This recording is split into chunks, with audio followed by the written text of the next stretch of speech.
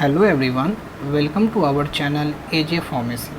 सो आज से हम डिस्कशन करने जा रहे हैं एसिड बेस टाइट्रेशन के बारे में, जो कि हमारा यूनिट नंबर 2 है।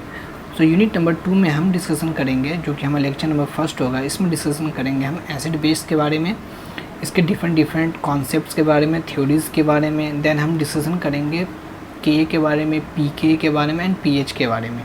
तो चलिए शुरू करते हैं और देखते हैं कि what is acid base titration. हमने बहुत पहले अगर पढ़ा था, मैं आपको बताऊं तो हमने जब पढ़ा था मेथड ऑफ एनालिसिस में, मैंने आपको बताया था डिफरेंट मेथड ऑफ एनालिसिस। उसमें था हमारा केमिकल मेथड ऑफ एनालिसिस, उसमें हमने पढ़ा था गैसोमेट्रिक, हमने पढ़ा था इंस्ट्रूमेंटल और हमने पढ़ा था वॉल्यूमेट्रिक। गैसोमेट्रिक में हम मेज़र क्या करते थे, गैस को मेज़र करते हैं कि किसी पर्टिकुलर रिएक्शन में कितना गैस इवॉल्व हुआ है या कितना एब्जॉर्ब हुआ है। वही हम बात करें इंस्ट्रूमेंटल मेथड में, तो हम क्या करते हैं, फिजिकल प्रॉपर्टीज़ को मेज़र करते थे।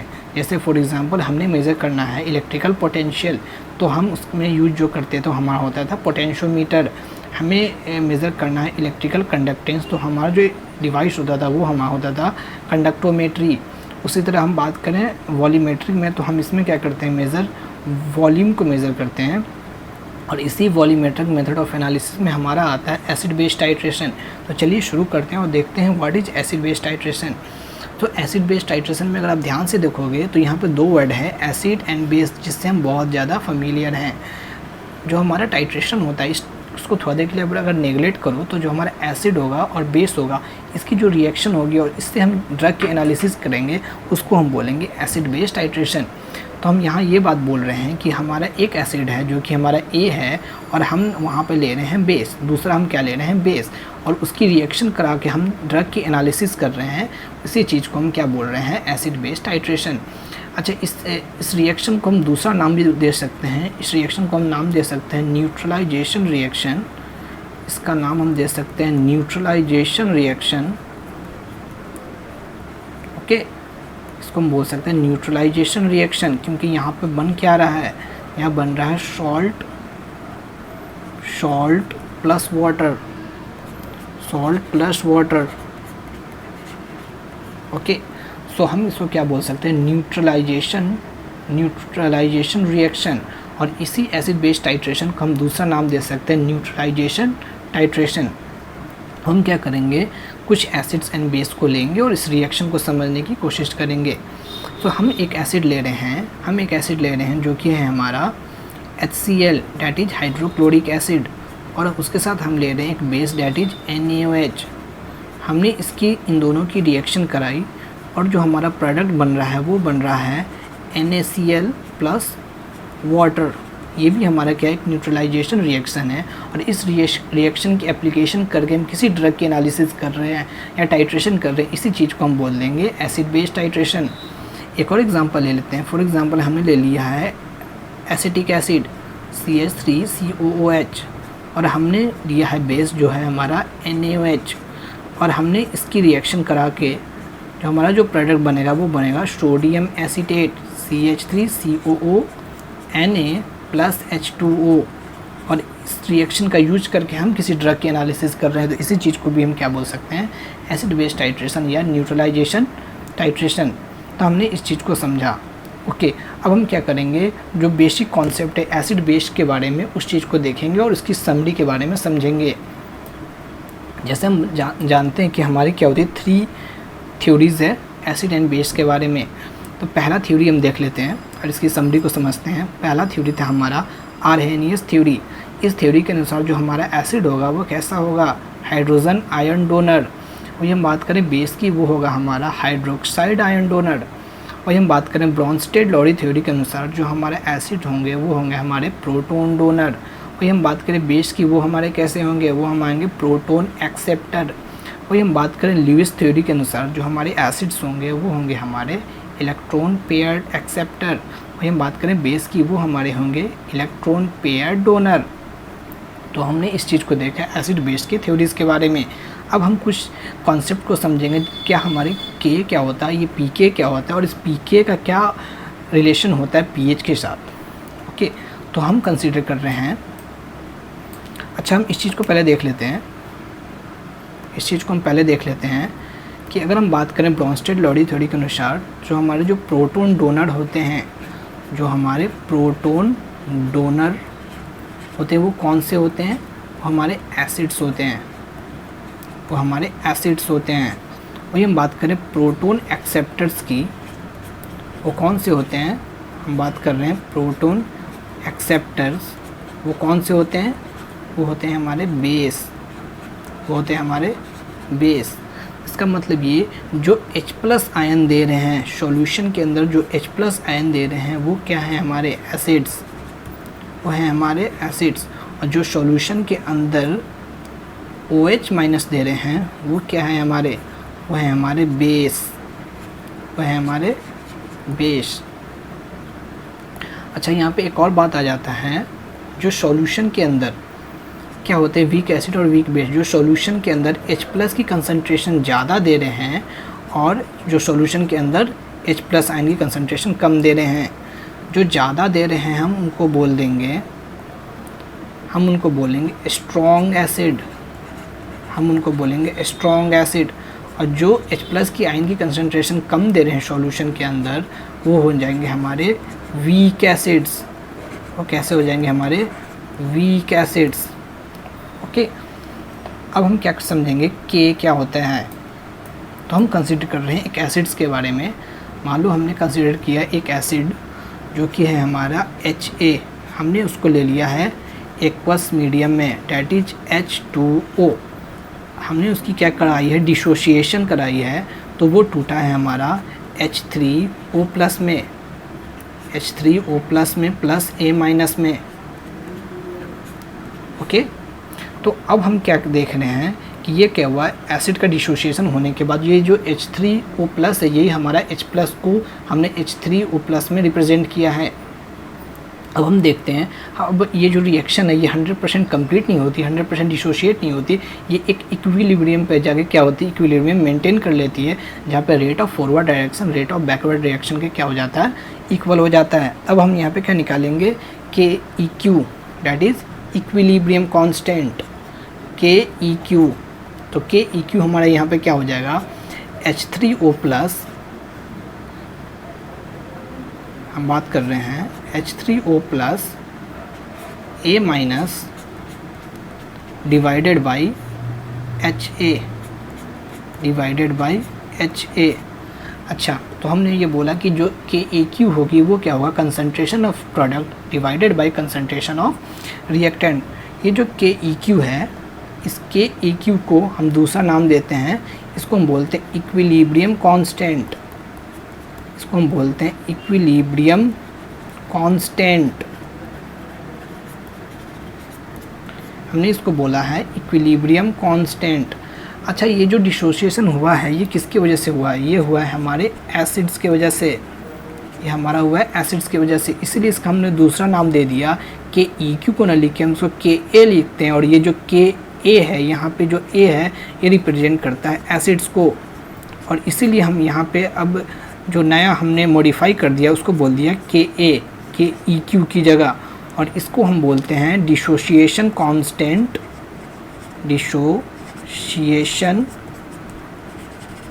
डिसोसिएशन कांस्टेंट ऑफ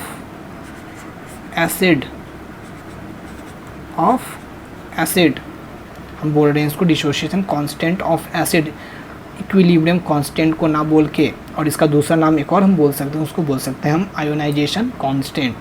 तो हमने इसको KA के बारे में जाना। अब हम देखते हैं ये जो स्ट्रॉन्ग एसिड और वीक एसिड से KA का क्या रिलेशनशिप होता है।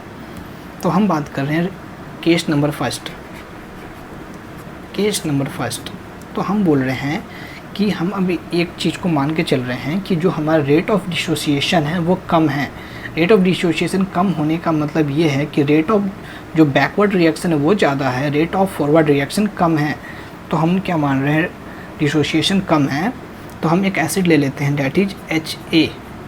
हम ले रहे हैं एसिड और उसके साथ हम क्या ले रहे हैं? H2O। तो हम ये बोल रहे हैं कि डिसोसिएशन कम है, मतलब रेट ऑफ फॉरवर्ड रिएक्शन कम हो जाएगा और रेट ऑफ बैकवर्ड रिएक्शन ज़्यादा हो जाएगा। तो जो हमारा क्या होगा? प्रोडक्ट क्या होगा? कम अमाउंट में बनेगा। तो हम यहाँ बोल रहे हैं जो ये H3 है, H3O+ प्लस A- ओके, अब हम क्या बोलेंगे, हम इसकी बोलेंगे के ए की वैल्यू निकालो। हम इसकी के ए की वैल्यू निकाल रहे हैं, तो अब हमारा ये हो जाएगा H3O plus A minus divided by HA divided by HA, क्योंकि यहाँ पर रेट ऑफ फॉरवर्ड रिएक्शन कम है, रेट ऑफ बैकवर्ड रिएक्शन ज़्यादा है, तो इसकी जो वैल्यू होगी, रिएक्टेंट की वैल्यू होगी यहाँ पे क्या होगी, ज़्यादा रहेगी, और ये जो प्रोडक्ट की वैल्यू यहाँ पे क्या होगी, कम होगी। तो हम ये बोल सकते हैं इसकी वैल्यू क्या हो जाएगी, यहाँ पे स्मॉलर है, क्योंकि रेट ऑफ फॉरवर्ड रिएक्शन यहाँ पे कम है। और यही हम बात करें नीचे की वैल्यू क्या हो जाएगी, लार्जर हो जाएगी। और जब हमारा क्या होता है, हम अगर मैथमेटिकली इस चीज़ को सॉल्व करें तो हम ये बोलते हैं कि जो अगर न्यूमरेटर की वैल्यू कम है, डिनोमिनेटर की ज़्यादा है, तो ये के की वैल्यू क्या होगी, डेफिनेटली क्या करेगी, इसकी वैल्यू क्या हो जाएगी, स्मॉल हो जाएगी। और ये इसकी वैल्यू अगर स्मॉल हो जाएगी तो वो कौन सा एसिड हो जाएगा, वो हमारा हो जाएगा वीक एसिड। ये हमारा हो जाएगा वीक एसिड्स। हमने केस नंबर 1 में देख लिया। अब हम क्या कर रहे हैं, केस नंबर 2 को देखते हैं। केस नंबर 2 को देखते हैं। अब हम मान रहे हैं कि हमारा जो है एक एसिड ले लेते हैं, उसको ले लिया हमने एक्वस मीडियम। अच्छा, अब हम क्या करें, डिसोसिएशन क्या इस बार ज़्यादा है, मतलब रेट ऑफ फॉरवर्ड रिएक्शन ज़्यादा होगा, रेट ऑफ बैकवर्ड रिएक्शन कम होगा। मतलब हम ये मान रहे हैं कि रेट ऑफ फॉरवर्ड रिएक्शन ज़्यादा है और रेट ऑफ बैकवर्ड रिएक्शन कम है। तो यहाँ पे जो बनेगा हमारा product H3O plus A minus बनेगा हमारा A माइनस। ओके, अब हम ये बात बोल रहे हैं कि क्योंकि यहाँ पे क्या रेट ऑफ फॉरवर्ड रिएक्शन ज़्यादा है, रेट ऑफ बैकवर्ड रिएक्शन कम है, इसका मतलब ये जो रिएक्टेंट है यहाँ पे कम रह जाएगा और ये जो प्रोडक्ट है यहाँ पे ये ज़्यादा बनेगा। ठीक है, अब हम इसकी क्या K की वैल्यू निकालेंगे। अगर हम इसकी K की वैल्यू निकालेंगे तो ये हो जाएगा H3O plus A minus divided by HA। क्योंकि ये रेट ऑफ फॉरवर्ड रिएक्शन इस बार ज़्यादा है, क्योंकि प्रोडक्ट ज़्यादा बन रहा है, तो इसकी वैल्यू क्या हो जाएगी, लार्जर हो जाएगी।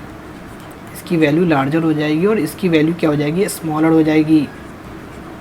और इस केस में जो K की वैल्यू क्या हो जाएगी, K की वैल्यू क्या हो जाएगी, लार्ज हो जाएगी।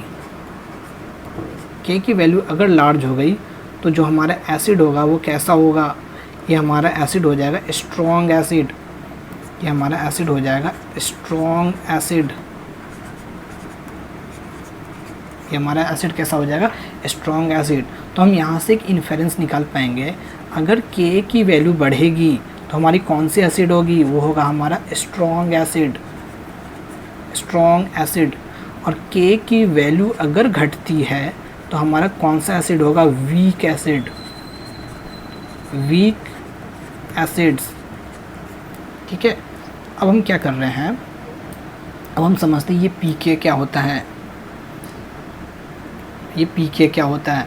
तो हम pK इक्वल टू लिखते हैं, pK equal to minus log base 10 Ka। ये हमारा pK होता है।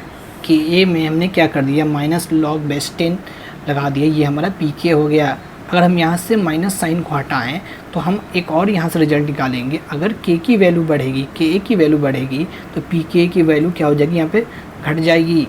अगर pK की ऐसा हो गया तो हम क्या बोलेंगे, अगर pK ज़्यादा है तो इस केस में जो हमारा एसिड हो जाएगा वो क्या हो जाएगा, वीक एसिड। इस केस में हमारा कौन सा एसिड होगा, वीक एसिड। और हम बोल रहे हैं कि pK की वैल्यू अगर ज़्यादा है तो इस केस में कम है, तो इस केस में हमारा जो एसिड हो जाएगा वो हो जाएगा स्ट्रॉन्ग एसिड्स। ये हो जाएगा हमारा स्ट्रॉन्ग एसिड्स। तो हमने इस चीज़ को समझ लिया K और pK को। अब हम समझते हैं ये pH क्या होता है। अब हम केस नंबर 3 ले रहे हैं, हम ले रहे हैं केस नंबर 3।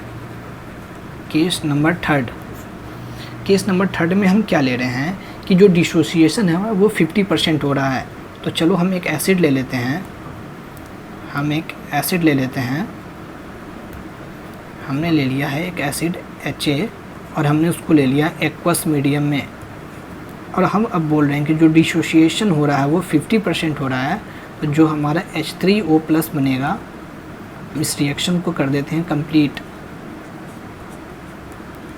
ओके, ऐसा कुछ होगा। तो अब हम बोल रहे हैं कि जो डिसोसिएशन हो रहा है 50% हो रहा है, मतलब जो रिएक्टेंट है वो 50% यहाँ पर रह भी जाएगा और ये 50% बन भी जाएगा। ठीक है, ऐसा हो जाएगा। अच्छा, इसकी वैल्यू हम x ले लेते हैं, इसकी वैल्यू x हो जाएगी और इसकी वैल्यू भी क्या हो जाएगी, x हो जाएगी, है ना। तो अब हम क्या कर रहे हैं कि अब यहाँ पे हम K की वैल्यू निकालो, Ka की वैल्यू निकालो।